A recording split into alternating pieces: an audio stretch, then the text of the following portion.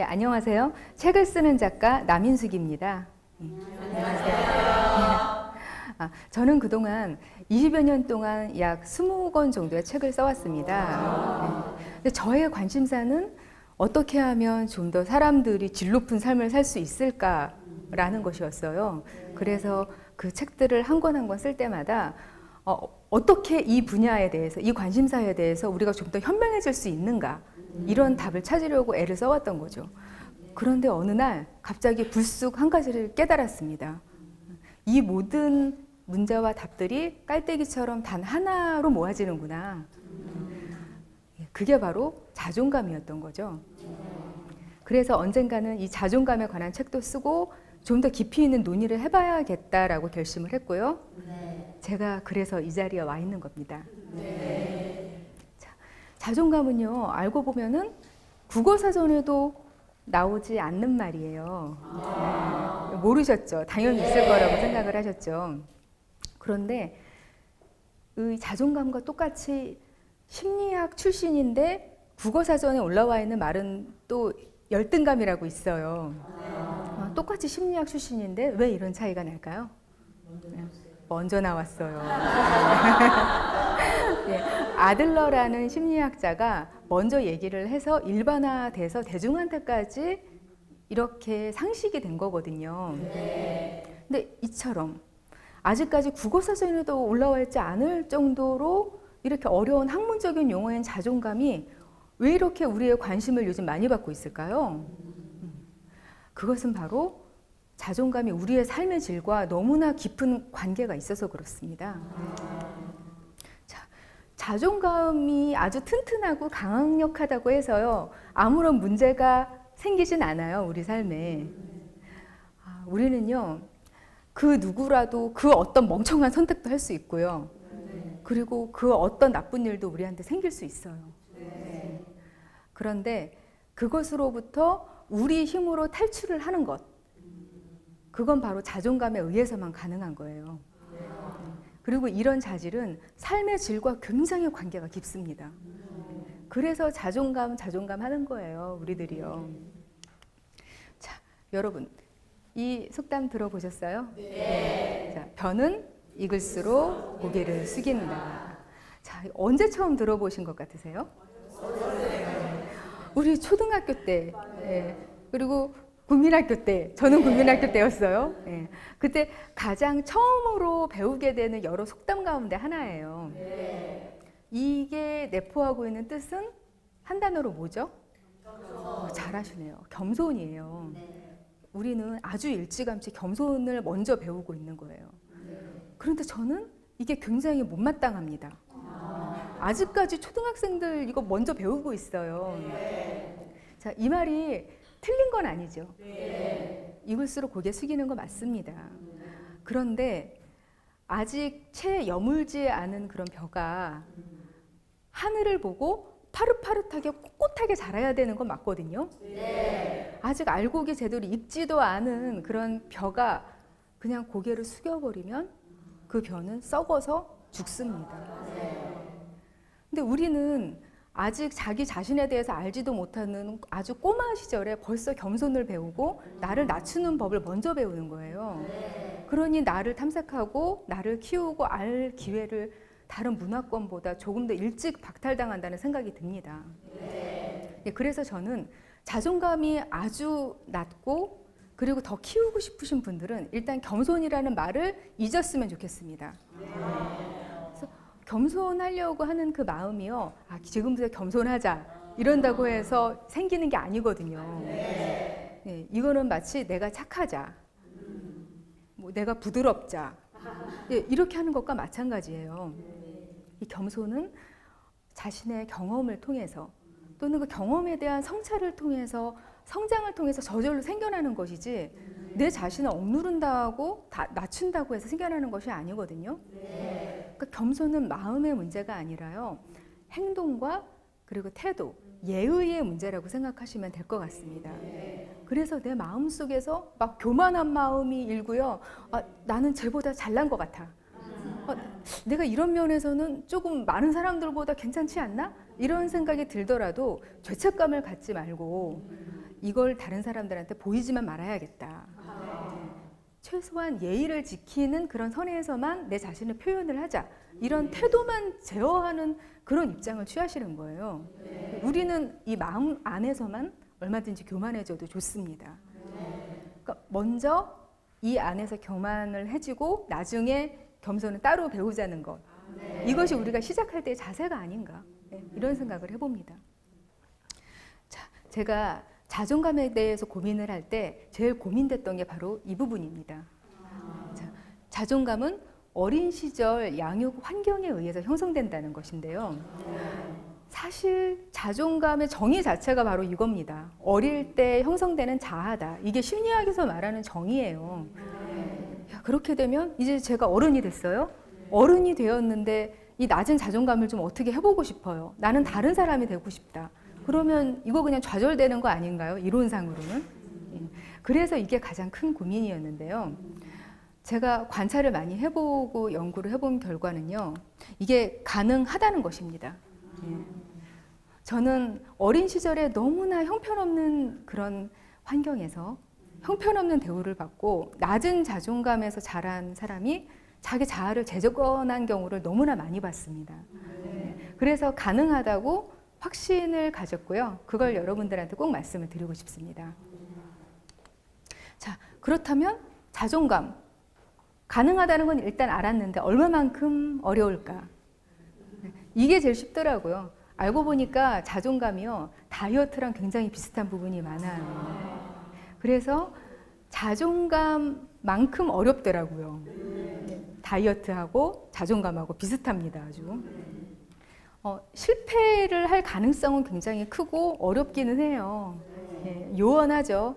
저도 다이어트에 성공해 본 적은 없습니다. 그렇지만 자존감을 재건하는 데는 성공했어요. 그래서 사람마다 이게 얼마나 어려운가는 좀 정도가 다를 것 같아요. 야, 그렇다면 이 자존감과 우리 다이어트의 공통점을 하나하나 비교를 해가면서 한번 특성을 살펴보도록 하겠습니다. 자, 첫 번째로 힘들지만 불가능하지는 않아요. 자, 다이어트 어렵습니다. 이게 굉장히 쉬우면은 왜 아직까지 그렇게 많은 다이어트 식품들이 오랫동안 종류를 바꿔가면서 팔릴 것이며 그럼에도 불구하고 아무도 그것만 가지고는 살을 못 빼는 것일까? 쉽지 않습니다. 그런데 누군가는 빼죠, 살을. 그렇기 때문에 우리는 계속 희망을 갖는 거잖아요. 자, 근데 자존감도 마찬가지예요.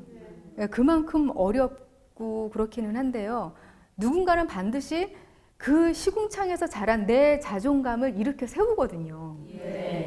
그래서 도전해 볼만하고 성공의 희망이 반드시 있습니다. 그리고 두 번째 공통점은요. 유전의 영향을 받습니다. 자, 자존감. 이거 내가 어떻게 마음먹기에 달린 것 같은데 이게 유전의 영향이라고? 굉장히 좀 복잡한 생각이 들어요. 자, 다이어트도 유전의 영향 받죠. 옆에 있는 친구는 아무리 먹어도 살을 안 쪄요. 그렇죠? 그런데 나는 물만 먹어도 살이 쪄요. 그리고 이 사람은 조금만 노력을 해도 운동 조금 했는데 막 빠져요. 그리고 이거는 제 경우인데요. 보통 스트레스를 받으면은 살이 빠진대요. 근데 저는 스트레스를 받으면 더 쪄요. 먹어야 되거든요. 먹어서 이걸 풀어야 되거든요. 근데 이게 사실은 전부 다 우리가 갖고 태어나는 거예요. 그런데 자존감을 키우는 그런 성향도 이렇게 갖고 태어납니다. 어떤 사람은 아무리 나쁜 환경에서 막 핍박을 받으면서 성장기를 보내고 짓밟히면서 성장기를 보내도요. 자존감이 너무나 강력해요. 그 어떤 환경에서도 굴하지 않고 우리 예전에 봤던 만화 캔디. 제가 캔디였으면은 그렇게 못 살았어요. 그런데 정말 그 캔디 같은 사람이 있거든요. 아무리 그런 환경이라도. 그런데 반면에 조금만 환경이 나빠져도 막 상처를 받고 자존감이 그대로 무너지는 사람도 있어요. 제가 이 얘기를 하는 이유는 내가 자존감에 취약한 유전자를 타고났으니까 포기하라는 뜻이 아니에요. 더 전략적으로 접근을 하라는 얘기죠. 내 의지를 가지고 내 출발선이 남들에 비해서 어디쯤에 있는지를 알고 출발을 하면 어떻게 될까요?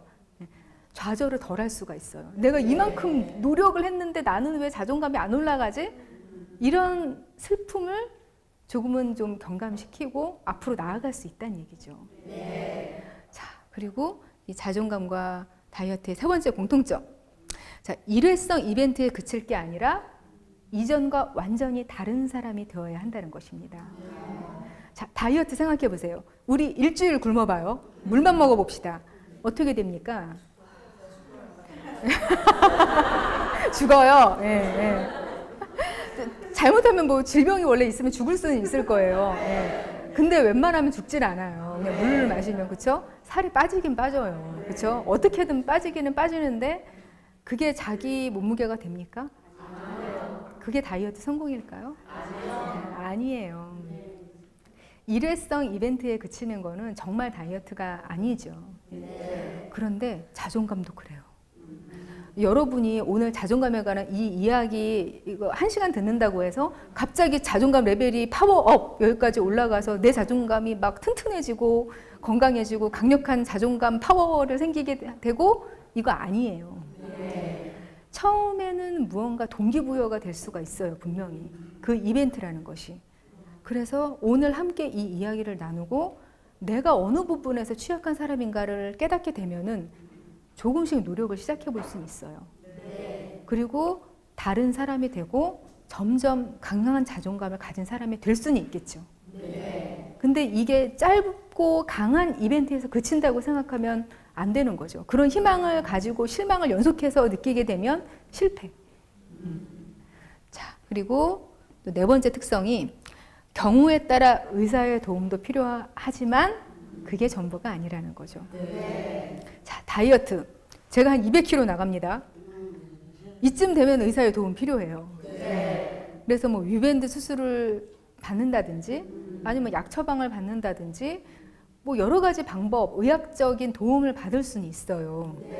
그런데 거기에 나의 지속적인 의지, 노력, 변화가 수반되지 않는다면 와, 위를 크기를 줄이잖아요. 수술로. 늘어나더라고요. 열심히 먹으면 본래 크기로 돌아오던데요.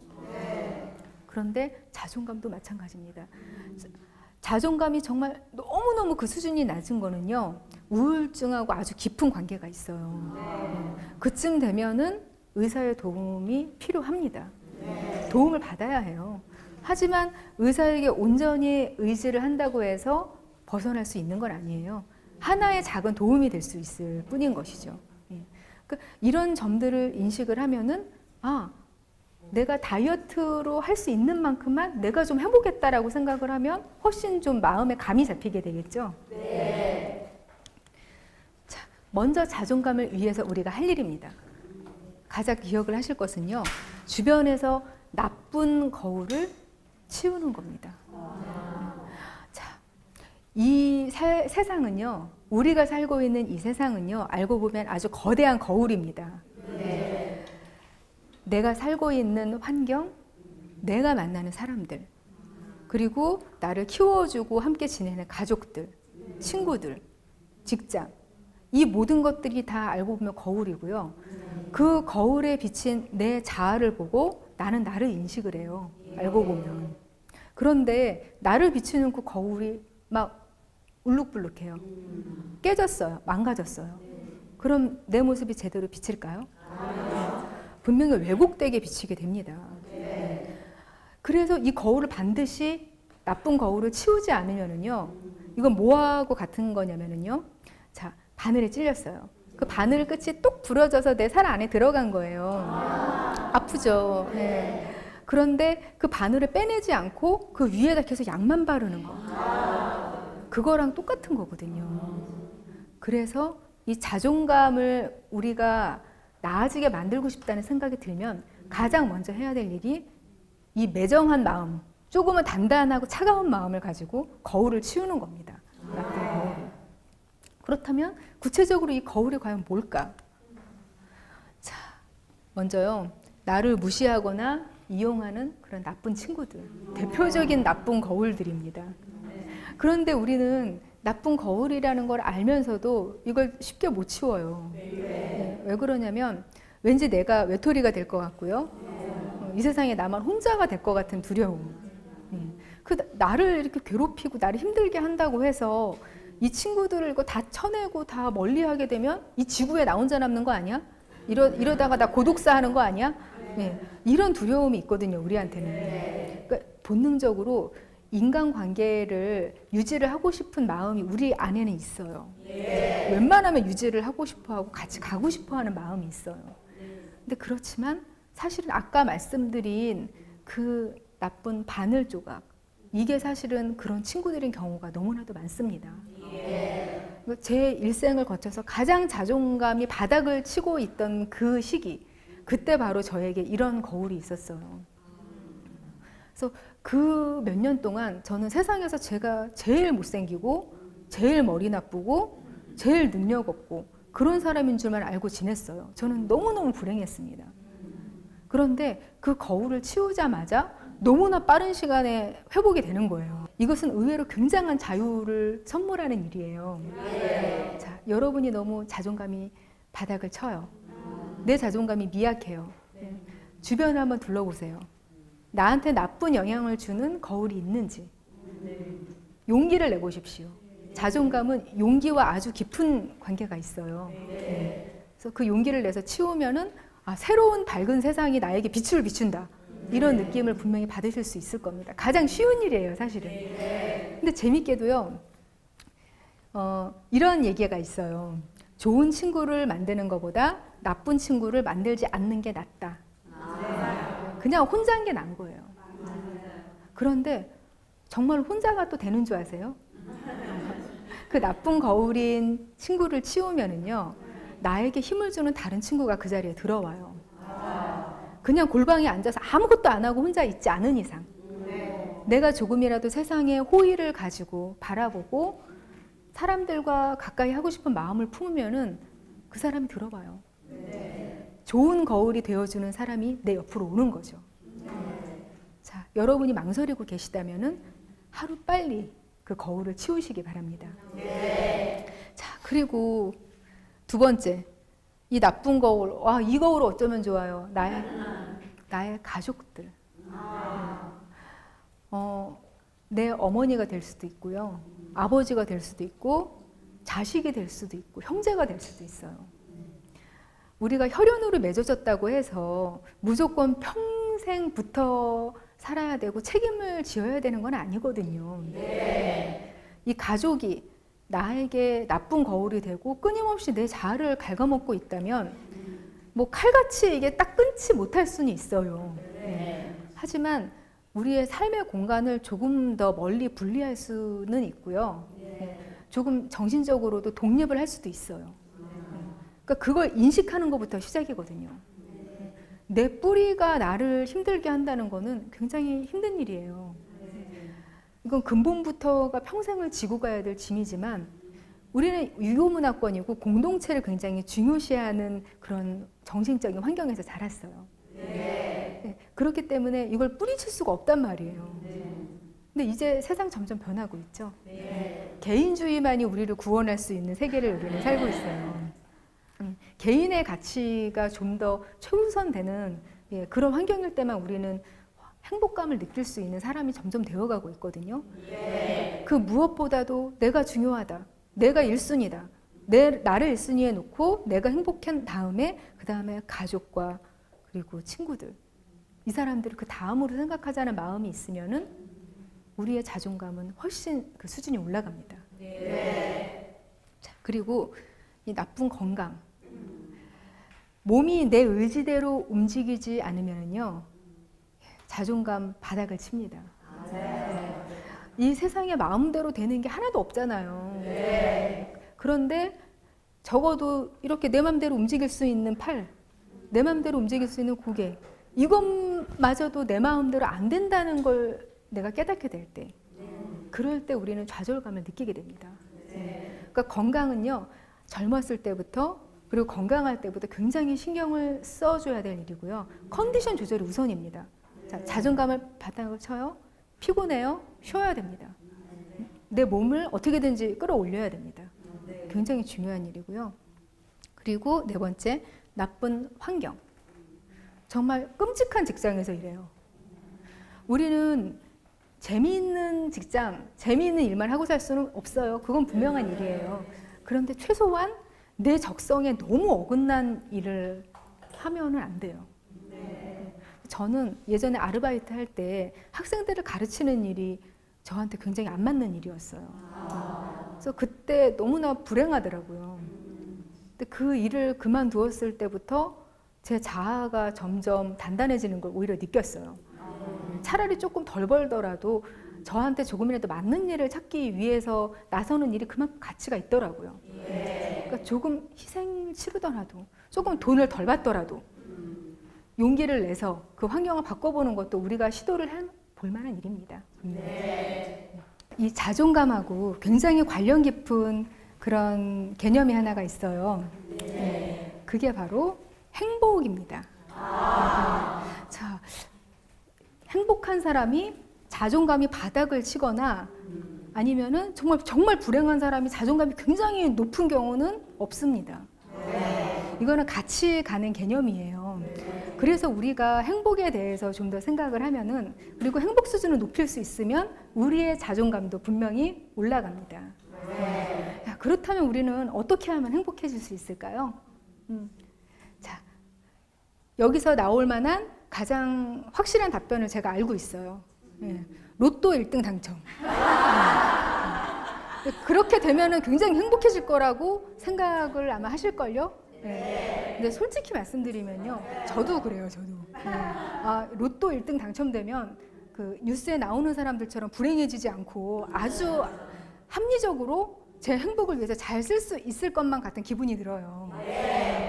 다 자신감 있으신가요? 그러니까 계획 세워 놓으셨죠? 자, 그런데 연구 결과가 있어요. 그렇지 않다는. 자, 마틴 셀리그먼이라는 하버드의 유명한 심리학자가 있어요. 이 사람이 행복 심리학, 긍정 심리학이라는 걸 만들었어요. 원래 의학도 그렇고 심리학도 그렇고요, 나쁜 거부터 연구를 시작을 해요. 항상 아픈 거, 나쁜 거, 그런 식으로 연구를 시작하고 항상 좋은 걸 유지할 수는 없나? 이거는 제일 나중에 연구를 해요. 그래서 의학도 예방의학이 아주 최근에 나왔잖아요. 근데 심리학도 우리가 행복하면 될 거 아니냐, 그럼 행복을 연구하자, 이것도 아주 최근에 나온 거거든요. 그런데 그분이 행복에 대해서 공식을 만들었어요. 행복을 좌우하는 것에 50%를 차지하는 요소가 있어요. 그게 뭘 것 같으세요? 의외로요, 이게 유전이에요. 한 20여 년 전부터 뇌과학이 발달을 많이 해왔는데요. 그거에 의하면 자꾸 하나하나 유전에 의해서 결정이 된다고 그 연구 결과가 나오는 정신적인 요소가 굉장히 많아져요. 점점 늘고 있어요. 우리가 게으르면 그것도 유전이고, 우리가 좀 더 우울하면 그것도 유전이더라. 이런 게 영향을 많이 미치고 있다는 거죠. 그런데 그럼 나머지 50%가 이제 중요하잖아요. 고정이 돼 있으니까 유전은. 그 중에서 10%를 차지하는 요소가 바로 우리가 생각한 로또, 그거가 포함되는 환경이에요. 그래서 뭐 어떤 부모를 타고났느냐, 내가 금수저냐 흙수저냐, 그런 것까지 포함을 해서 내가 좋은 남편을 혹은 좋은 남친, 아내를 만났느냐, 그런 모든 것들이 다 합쳐도 10%라는 거예요. 자, 예를 한번 들어볼게요. 그렇게 되면요, 제가 지금으로부터 바로 어떤 그 진이가 나타나서 저의 소원을 들어줘요. 그래서 우리나라 로또는 액수가 적어요. 저 미국의 슈퍼볼이 된다고 합시다. 200억이 당첨이 돼요. 그래서 200억이 당첨이 되고 갑자기 브래드 피트가 저를 사랑을 한대요. 그런 배우가 사랑을 한다고 하고, 그리고 제가 어느 날 갑자기 머리가 좋아져서 한 100개 국어를 할 수 있게 돼요. 그리고 갑자기 천재가 돼서 모든 거에다 통달을 합니다. 그런다고 해도 제가 10% 이상 행복해지지 않는다는 거예요. 지금 이 순간부터. 그렇게 되면은 여기서 또 하나의 화두가 등장을 하죠. 그럼 나머지 40%가 뭔지 안 궁금하세요? 그게 바로 의지입니다. 우리 사람들의 의지. 60%가 우리 마음대로 안 돼요. 우리 마음대로 안 되는 게 바로 그 60%인데 40%는 그래도 우리 힘으로 무언가를 해낼 수 있다는 거예요. 자, 행복, 그리고 자존감. 이 모든 것들이 전부 우리의 의지 안에서 변화를 일으키고 그 40% 안에서 노력을 해서 만들어낸 사람들이 바로 우리가 알고 있는 그런 훌륭한 사람들이었다는 거예요. 자, 유전이 50%면은 너무 손해보는 것 같잖아요. 그죠? 손해보는 것 같은데, 자, 이렇게 한번 생각을 해보죠. 침팬지가요, 우리 인간하고 유전자 차이가 1%밖에 안 난대요. 자, 1%인데 침팬지가 우리 인간하고 동급이에요? 아니에요. 1%가 달라진다고 해도 핵심이 다르면 전혀 다른 존재가 되는 거예요. 그런데 우리는 자, 40%의 가능성을 가지고 변화를 일으킬 수 있는 인간인 거예요. 그렇다면 우리 유전도 못 타고났어요. 부모님이 자꾸 우울한 기분만 타고나게 만들었어요. 그리고 환경. 부모님이 나를 흙수저로 낳아주셨고 계속 자존감을 깔아뭉개는 그런 환경에서 날 키우셨어요. 그 모든 것임에도 불구하고 우리는 그 40%로 자존감을 재건하고 올라갈 수 있다는 거죠. 자, 이쯤 되면 우리에게도 희망이 있는 거 아닌가요? 자, 이 행복 공식을 자존감 공식과 연결시키셔서 여러분도 자존감 레벨을 올리시기 바랍니다. 자, 우리는 자존감이 마음 안에서만 있는 일이라고 생각을 해요. 그런데요, 제가 주변에서 본 자존감을 회복한 사람들, 자존감을 자기 힘으로 일으켜 세운 사람들의 공통점은요, 행동을 해요. 마음 먹은 일이 있으면은 일단 움직입니다. 전화 걸고요, 이메일 보내고요, 갑자기 어디 등록을 하고요, 어딘가로 가요. 움직이지 않고 계속 방구석에 앉아서 그래, 나는 훌륭한 사람이야, 나도 알고 보면 괜찮은 사람이야 하고 혼자 마음만 이렇게 하고 있다고 해서 절대로 자존감이 상승되거나 튼튼해지거나 균형을 잡게 되지 않습니다. 그래서 이 행동으로 할 수 있는 게 뭐냐면요, 자기 통제감이라는 것을 우리는 가질 수 있어요. 이 자기 통제감이라는 것은 마음대로 되는 것이 하나도 없는 이 세상에서 그래도 내가 원하는 방향으로 살 수 있겠다, 그래도 이만하면은 괜찮게 내 힘으로 조절을 해나갈 수 있겠다라고 느끼는 마음이 바로 자기 통제감이에요. 이 자기 통제감이 있으면은 자, 사는 데 있어서 그래도 세상이 살만하고 나도 이 정도 내 삶에 영향을 미칠 수 있는 사람이구나, 이런 생각을 할 수 있게 됩니다. 근데 여기서 가장 필요한 건 뭐냐면요, 작은 일이라도 내가 결정을 해야 돼요. 자, 식당에서 주문을 해요. 여러 가지 메뉴가 있어요. 근데 뭘 시켜야 될지 잘 모르겠어요. 근데 사람들이 자, 메뉴 통일하자, 짜장면 얘기를 해요. 그러면 그냥 어영부영 짜장면 이렇게 돼요. 점심시간에 내가 먹고 싶은 걸 하루도 먹는 날이 없는 거예요. 근데 뭐 짜장면 크게 나쁘진 않아요. 그냥 받아들이면서 살아요. 이런 태도가 자존감에 아주 악영향을 끼칩니다. 남들이 모두 짜장면이라고 할 때 짬뽕 이렇게 외칠 수 있는 아주 작은 거지만요, 의외로 그거에 용기가 필요해요. 근데 그런 작은 부분에서 용기를 낼 때 자아 통제감이 생기고요, 자기 통제감이 올라가고요, 그것을 통해서 자존감이 점점 단단해집니다. 이거는 연습을 해야 돼요. 저는 100살 때까지 연습은 해야 된다고 생각합니다. 치매도 늦게 옵니다. 뇌를 더 많이 쓰기 때문에. 자, 자기 통제감을 키우기 위해서는요, 이런 일들을 해볼 수 있어요. 자, 선택을 회피하지 않습니다. 일단은 내 의지로 선택을 하고 거기에 책임을 지는 거예요. 그리고 의사 표현을 분명하게 합니다. 자, 어떤 사람은요, 자, 모임에 참석할 수 있어? 하고 모임에 그 깨톡, 깨톡을 올립니다. 깨톡을 올려서 자 이번 주 금요일 1시 어떻습니까? 하고 올리면은 그 중에 한 두어 명은 항상 대답을 안 해요. 되겠다는 거야, 안 되겠다는 거야. 전화를 해봅니다. 그럼 그 중에서 한 명은요, 아, 내가 대답을 안 한다는 것은 안 가겠다는 뜻이야. 그렇게 이야기를 해요. 다른 사람한테 전화를 해요. 아, 내가 대답을 안 하는 거는 그냥 간다는 뜻이야. 이렇게 얘기를 해요. 이거 누가 어떻게 합니까, 그거. 그러니까 이런 사람들은 그 의견마저도 실은 뚜렷하지가 않은 거예요. 그러니까 뚜렷하지가 않고 그냥 되어가는 대로 그냥 그때그때 봐서 마지막 순간에 어떻게 휩쓸려 볼까? 이런 마음 상태인 사람인 거예요, 사실은.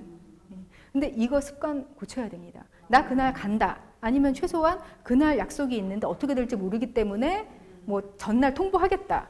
라는 거라도 표현을 분명히 해줘야 돼요. 그리고 생각을 너무 많이 하지 말기.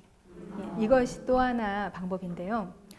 자기 자신에 대해서 너무 많은 생각을 하는 사람일수록 자존감이 떨어진다는 연구 결과가 있습니다. 자, 우리 생각하고 너무 달라요. 자존감을 우리가 강하게 하기 위해서는 나에 대해서 알아야 되고 그리고 더 많이 생각해야 되지 않을까? 하지만 오히려 그 반대라는 거죠. 생각은 덜 하고 행동을 해요. 행동을 하면요, 그 세상이라는 거울에 부딪혀서 내 모습을 내가 더 잘 알게 되거든요. 그런 사람이 훨씬 더 많이 배우고 깨닫게 됩니다. 무조건 움직이셔야 됩니다. 그리고 자, 생각한 것은 즉시 행동에 옮기기. 제가 만난 그 자존감을 회복한 사람들의 특징이에요. 이야기가 나왔을 때 아, 내가 그 일을 하는 사람을 소개시켜 줄게. 이런 이야기가 나왔으면 그 자리에서 전화를 걸어요. 이 사람들은. 나중에 언젠가 내가 시간 나면 연락하지. 이런 사람이 없어요. 누구든지 바로 지금 이 순간 즉시 행동에 옮기는 거죠. 한번 습관 가져보시면은요, 성과가 쌓이고 내 자존감이 쌓이는 경험을 분명히 하게 되실 겁니다. 그리고요, 내 탓이야가 아닌 내 책임이야로 생각을 바꾸기. 자, 이 내 탓이야. 모든 잘못된 것들은 다 내 잘못이야. 이 생각만 하고 있으면은요, 모든 나쁜 일들이 다 내 탓이고 내가 아주 벌레 같은 존재로 인식되기가 쉬워요. 자, 이런 생각은 없애야 하고요. 근데 그렇다고 해서 아무것도 내 탓이 아니야. 이 사람들도 굉장히 낮은 자존감 수준을 보입니다. 근데 뭐가 돼야 되냐면요, 내 탓이야를 벗어나서 내 책임이야로 바꿔야 됩니다. 자, 나쁜 일이 일어났어요. 그런데 그것은 나 때문에 일어난 일이 아니에요. 그런데 그렇다고 해서 그걸 그냥 내버려 두고 내 삶에 악영향을 끼치게 그냥 내버려 두는 게 옳은 일일까요? 그게 내 탓인지 아닌지는 아무 상관이 없어요. 그냥 일어난 일이고 우리는 그걸 해결을 해야만 해요. 그래야 우리의 삶의 질이 높아집니다. 그냥 내려놓고 내 책임이지 하고 그냥 해결을 하는 게 낫다는 얘기예요. 자, 그렇다면 이제 우리는 방법을 찾았어요. 여기서 하나의 중요한 개념이 있는데요. 바로 자신감이에요. 자, 자신감하고 자존감. 이거 같은 거라고 착각하고 계셨던 분 한번 손 들어보세요. 아니에요? 다 다르고 너무나 잘 알고 계셨어요. 표정 아니에요. 지금 이러신 거 보셨어요? 예, 자신감하고 자존감이 아마 이게 다른 건지 같은 건지 아리까리 하실 거라는 생각이 들어요. 그리고 자신감이 있는 사람을 보면 자존감이 굉장히 훌륭한 사람이다, 단단한 사람이다라고 우리는 인식을 해요. 근데 이것은 굉장히 다른 거고요. 자존감을 키우는 데 있어서 자신감이 굉장히 중요한 요소라는 거를 알아두시면 돼요. 자, 여기 농구 선수가 있어요. 지금 농구 골대 앞에서 공을 가지고 섰어요. 프리드로우 순간이에요. 이걸 넣어야만 팀이 이길 수 있어요. 그 앞에서 나는 저걸 분명히 넣을 수 있어. 나 이거 할 수 있을 것 같아. 이게 바로 자신감입니다.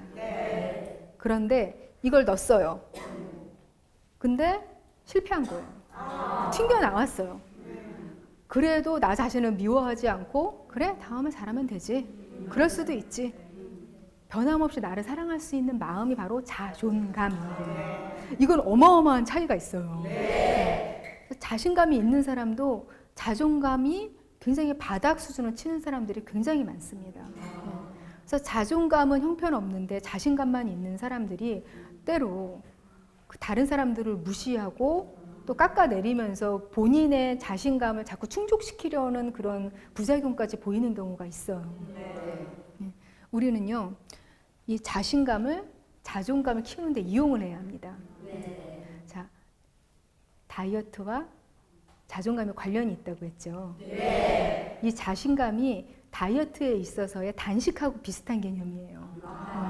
스타트를 끊고 뭔가 눈에 보이는 성과를 내기에는 좋아요. 자신감이. 그런데 이거에만 집착하다 보면 계속 굶어요, 우리는.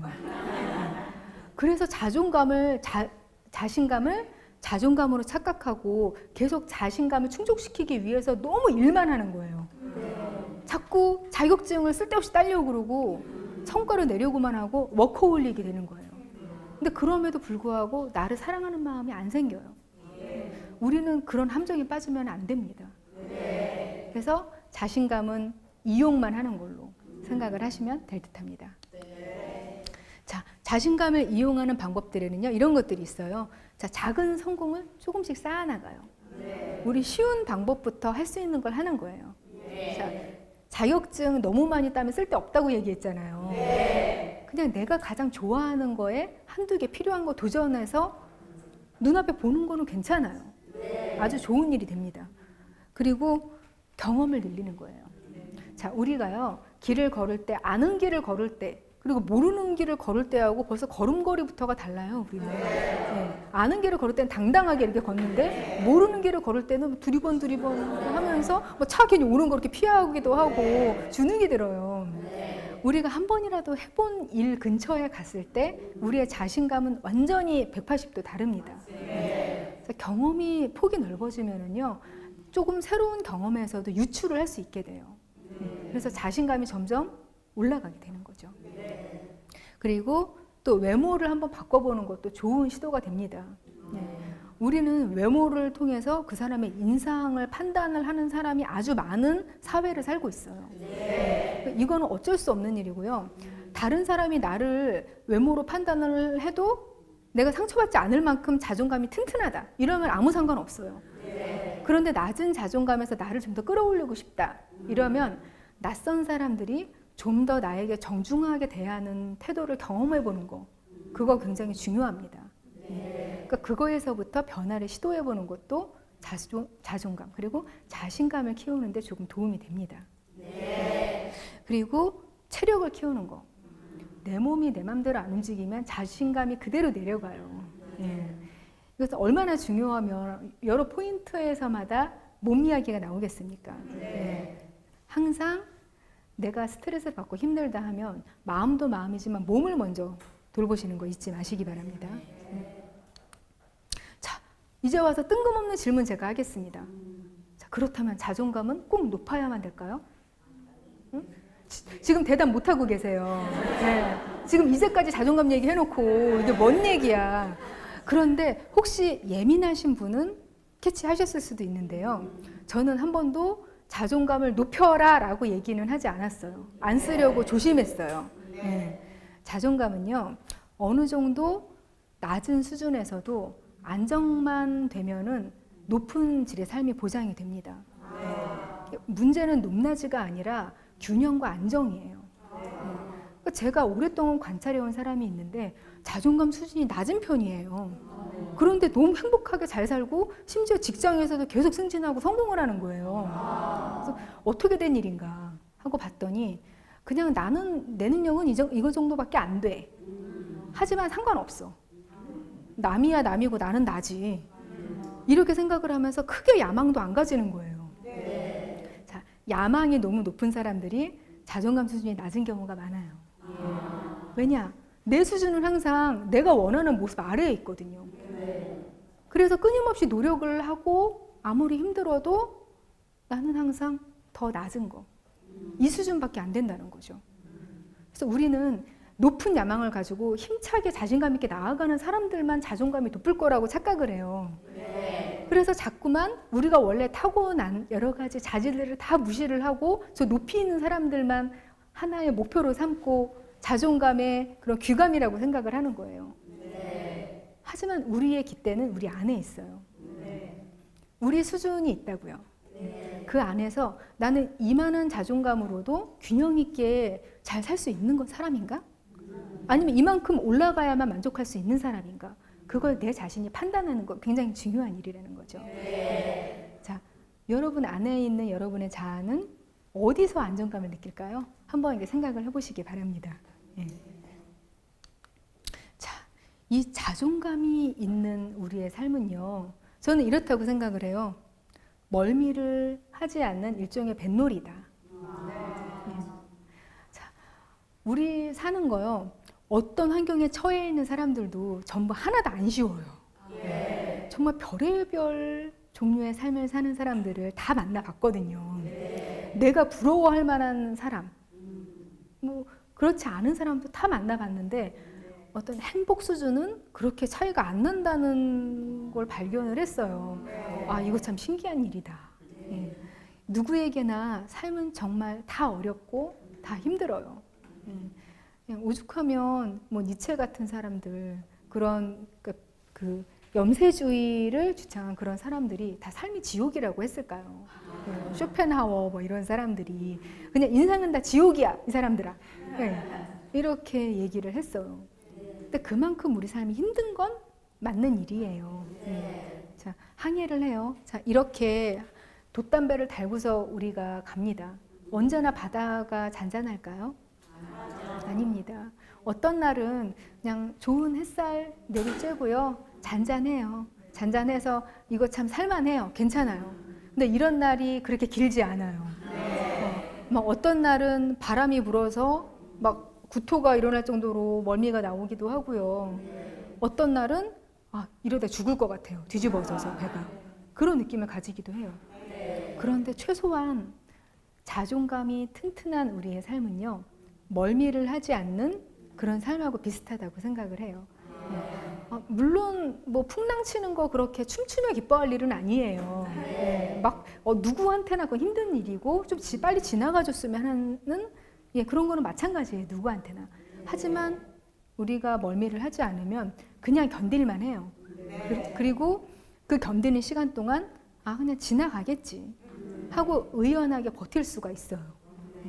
근데 그렇지만 이 자존감, 즉 계속 멀미를 하는 사람, 이런 사람은 조금이라도 배가 흔들리면은 계속 토하고, 그리고 죽을 것 같다, 식은땀을 흘리고 막 괴로워하고, 배 바닥에 계속 널브러져가지고 아무것도 못하고, 그러다가 좀 날씨 괜찮아지면은 회복하는 데 시간 다 가요.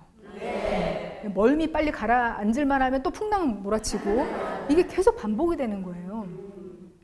자, 멀미를 하지 않는 우리의 마음 체력, 그게 바로 자존감을 키우는 일입니다. 우리에게는.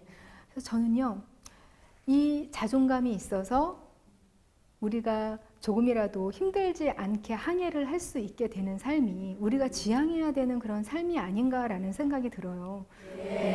꼭 화려한 그런 유람선을 타야만 우리의 삶이 완성되는 건 아니에요. 그거 아무나 그렇게 큰 배, 비싼 배 탈 수 있는 건 아니거든요. 하지만 그 비싼 배를 타지 않아도 우리는 그만 괜찮게 항해를 할 수 있다는 거죠. 그리고 그게 바로 우리의 자존감이라는 거죠. 자존감이 너무 형편없는 사람들은요, 유람선 타도 멀미합디다. 근데 우리는 그렇지 않은 체력을 분명히 가질 수 있을 거잖아요. 이 자존감에 있어서 우리가 야망을 높게 가질수록 자존감이 낮아진다고 말씀을 드렸잖아요. 근데 그렇게 되면 우리 인생에 있어서 목표는 어떻게 하면 우리가 도달할 수 있을까? 이거 조금 궁금해지죠. 근데 이럴 때는요, 우리에게 하나의 깃발을 꽂는 일이 필요합니다. 우리는요, 저기 멀리에 깃발을 꽂아요. 자, 멀리 보이는 산이 있어요. 근데 그 산 멀리에다가 한 빨간 깃발 하나쯤, 우리가 도달해야 되는 그 깃발 하나쯤 우리가 꽂아두는 겁니다. 그런데 그 깃발만 계속 보고 걸어가면 안 돼요. 힘들어요. 어느 세월에 저 산꼭대기를 올라가고 저 에베레스트 정도 되는데 저거 어느 세월에 가. 우리는 지치게 되고요. 거기에 빨리 도달하지 못하는 우리 자신의 모습을 보고 좌절하게 됩니다. 네. 그래서 우리에게 필요한 거는 깃발을 그냥 없애버리는 게 아니에요. 우리한테는. 예. 그렇게 되면은 우리의 삶의 지향점이 없어지고요. 살아가야 될 목표조차도 우리는 잃게 되는 수가 있습니다. 그렇게 되면 우리는 무엇을 해야 할 것인가? 자, 깃발은 꽂아둡니다. 가끔만 봐요. 가끔만 보고 내가 가야 될 때가 저곳이기는 하구나 하고 인식은 해놓는 겁니다.